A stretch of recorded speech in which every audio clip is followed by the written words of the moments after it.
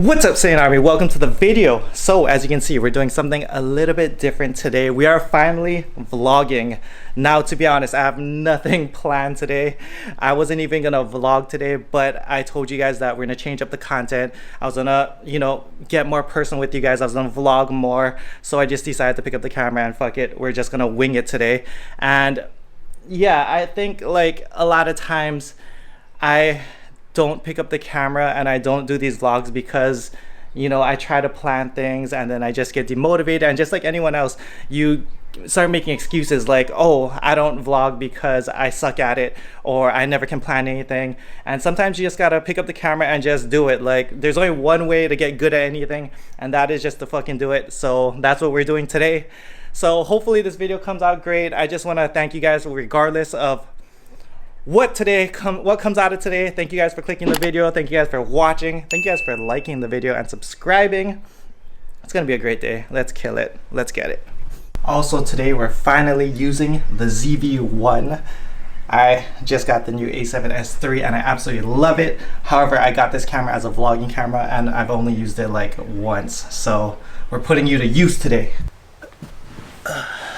Alright, so getting ready to go to the gym now. This is about 2 days since the 2021 push-up challenge.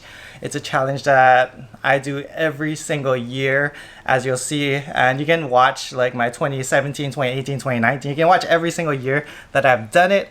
And yeah, this year we had to do it a little bit early. Reason being is December is just slam packed, so the video will still go up for New Year's. However, we just had to film it a little bit earlier. As far as the challenge went, this year was rough.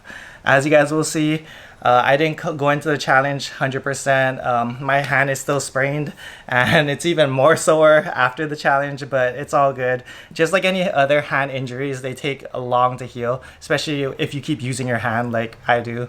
And being left-handed, like, I just always forget. So yeah, today I actually don't feel too bad though. Like, after the challenge, obviously felt dead. Saturday felt dead, pretty much just replenished, ate, rested.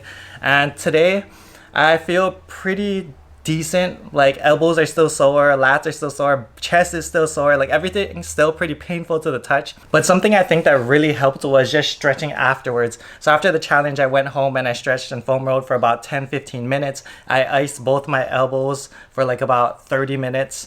And I think that helped just a ton. Today I'm feeling like a lot better than I think I would if I didn't. And yeah, today we're just gonna kill a light pull workout, just get a nice pump. I haven't ate anything. I'm currently fasted. Actually, I'm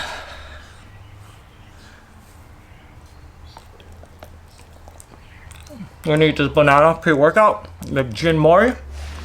Let's kill it. All right, so pull workout going down. And remember how I told you guys that I was feeling strong earlier? Well, that was false.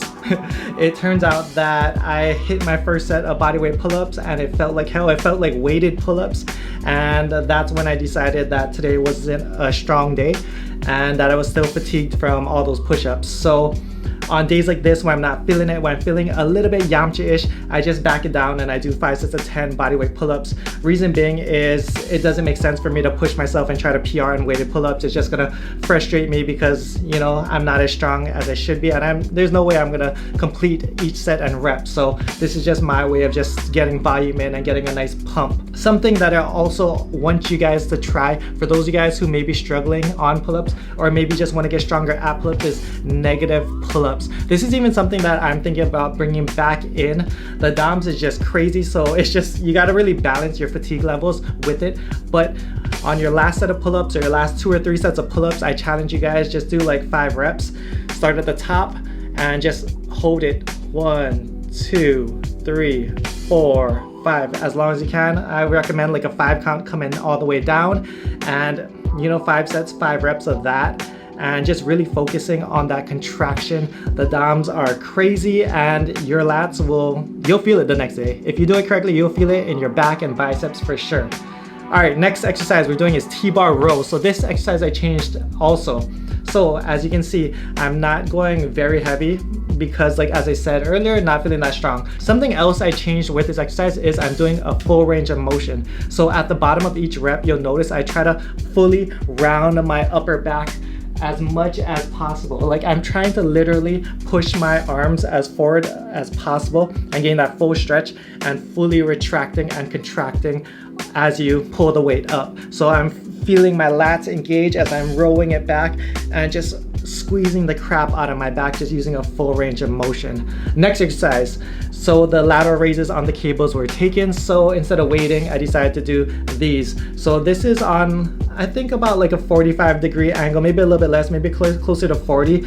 But basically what you're doing is I'd like to keep my chin over the top of the headrest. I notice it really makes a big difference where it comes to isolating, you know, that lateral head of your delt and not using too much traps. So this exercise I really enjoy. You gotta find the right position where you're not engaging too much of your traps and your neck, and you're just really isolating. So really play with your feet, kind of play with your body angle as well. And for me, I noticed if I bring my feet slightly back, like towards where the wheels are of the bench, and then if I put my neck over the top, then I really feel that isolation. Following that is an exercise you guys always see me doing, that is one arm pull downs. This is one of my favorite exercises. For a little bit I was doing with a rope, but the rope was just, it just felt awkward. Like yes, it did feel like you could isolate and you could feel the contraction better, but it just was harder to overload using the rope on the one arm pull downs.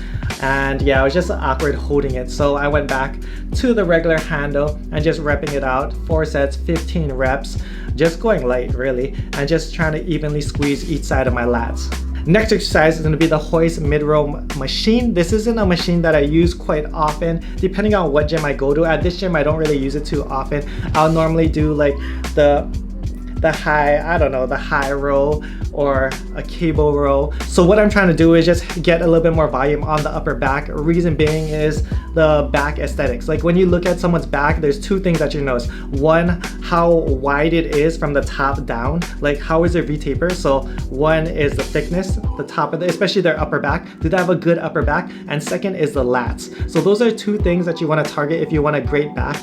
You know, obviously the last thing is rack pulls will obviously add a ton of thickness. Deadlifts, stiff-legged deadlifts, any type of thoracic extension type lift, you're gonna build a lot of that thickness as well. And you know, that's how you get a 3D back. Right now, because of my lower back, I'm just really watching it, and I'm staying away from any exercises that involve your lower back for the time being until I figure out kind of what's the issue with my lower back.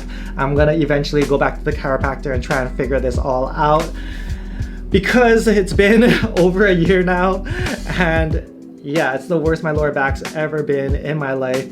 After that first chiropractor visit, it just really messed me up, and it's the worst it's ever been. So hopefully we can get that right. All right, so following that, we are doing cable curls. Now, this is an exercise I think I've seen Mike do, but I really like this exercise. I don't know the name of this exercise. I'm gonna call it over 9,000 curls or ascension curls or charging up curls. Basically, it feels like I'm charging up. So basically what I'm doing is I take the cable machine, I put the arms all the way down and all the way back, and I'm curling with both sides, trying to keep everything even, really focus on that contraction on your biceps. And if you notice at the top, I'm letting my elbows come a little bit forward just to get that extra contraction at the top.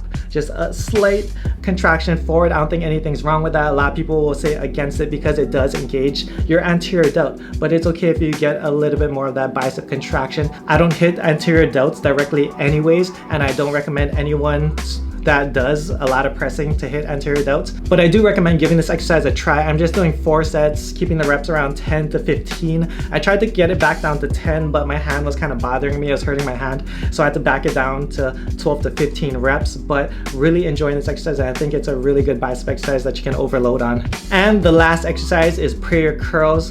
So for those of you guys who've been watching the channel since New York, basically I'm putting my knees behind the bench, engaging my abs.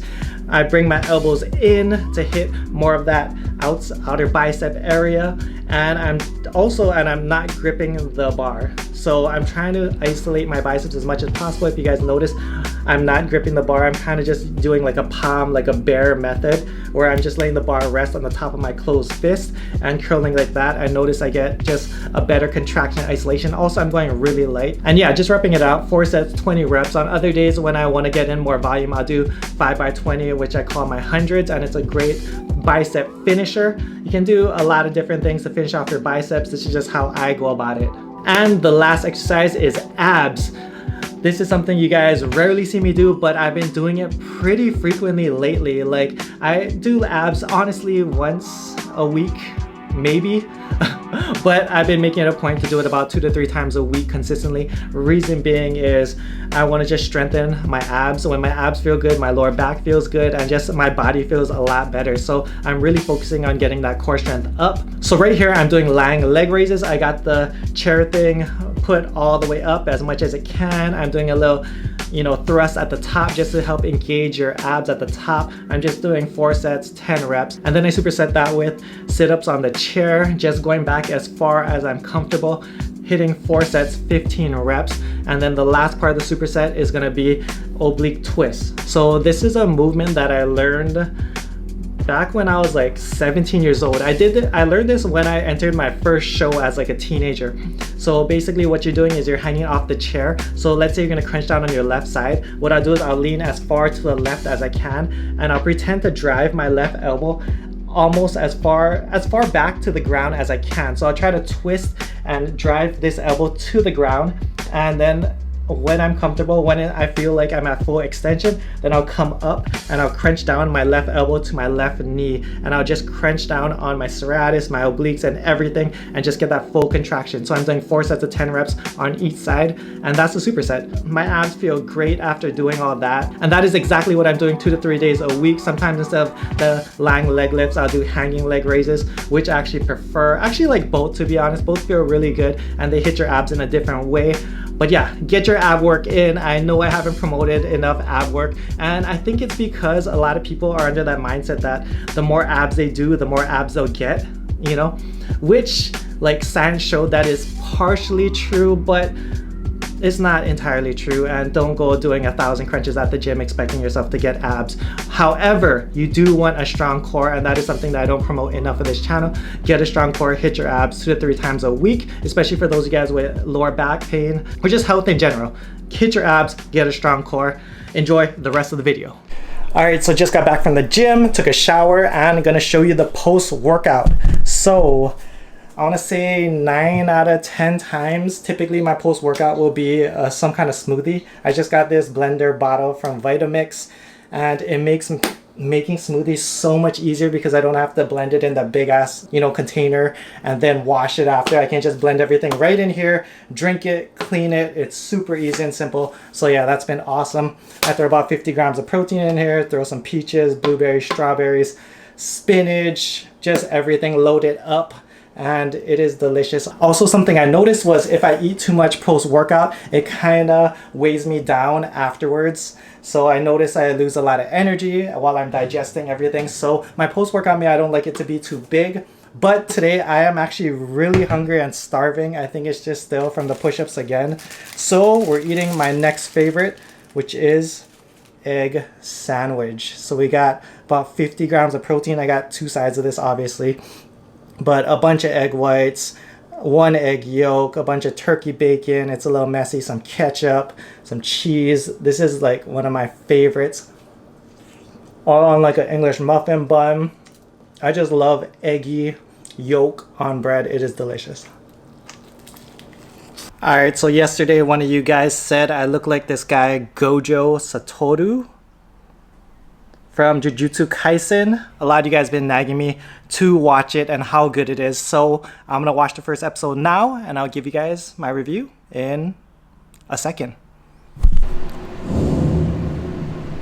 今の君はどっちなのかな。本当、としこ、五条悟。So far, it's pretty good. I can't say I'm like 100% like hooked in. It's not one of those first episodes that kind of just like grab you and pull you into the story. I still have a lot of questions, but it seems interesting. I definitely think it's one of those animes where I have to watch at least a few more episodes for it to like capture me. But it seems like a typical shonen where there's a lot of evil monsters, aka curses, and it seems like, you know, the main character is going to have to fight some kind of super strong curse towards the end of the series. We'll see what happens. It kind of seems like the main character also is kind of like a Blade Naruto style where he's part curse, and that's where he gets his strength from, and he does seem to be gifted in other areas, which is why I think the curse actually like was compatible with him. So I mean, we'll see where this anime goes. I definitely would recommend it, and I know a lot of you guys are loving it, so I'll watch the whole thing regardless. Also, a little update on the real estate side, because I know a lot of you guys been asking. So we're still working on permits to build on the lot that we picked up, me and my dad. So we're hopefully going to be building soon, within maybe the next couple of weeks. I still am looking for another property to invest in and to move out into and live in for the time being. But I haven't found that yet. I put in down payments, or I got actually 2 offers accepted in the last couple of months, but both of them we had to pull out just because I found things wrong during the inspection period. All right, so just finished a bunch of work. It's getting late, but here is the next meal. We got mustard and herb pork tenderloin with some Brussels sprouts and some sweet potato. Macros are 40 carbs, 14 fats, and 68 grams of proteins. It's gonna be delicious. All right, it's 12:30, and we got an acai bowl with some bananas, some granola, some agave on top with the blueberries and strawberries. This is delicious. I gotta show you guys what I'm using. Acai sorbet. Shout out to my mom. I found this because of her. She dropped it off one day, and yeah, it is delicious and super easy to put together. And I'm gonna eat some protein popcorn from Allmac. Shout out to them for sending me this. The macros honestly aren't the greatest. It's 12 fat, 26 carbs, and 10 protein. But to be honest, if you're gonna eat something that's this good tasting, and it's really damn good, you might as well at least get some protein in it. So there's a lot of things that taste as good as this with less protein. So I really like this. This is the second bag, and I've been, going at it. Closing out this video, I just want to thank all you guys for watching. To be honest, I wasn't even going to record this video today, but I'm happy that I did it. And I just want to challenge all of you guys. I know this video didn't come out the greatest. I know I didn't plan the most exciting vlog ever, but I'm just happy that I got it done because I said I would, and I said that it was something that I was going to do. It took me out of my comfort zone, and I just got it done.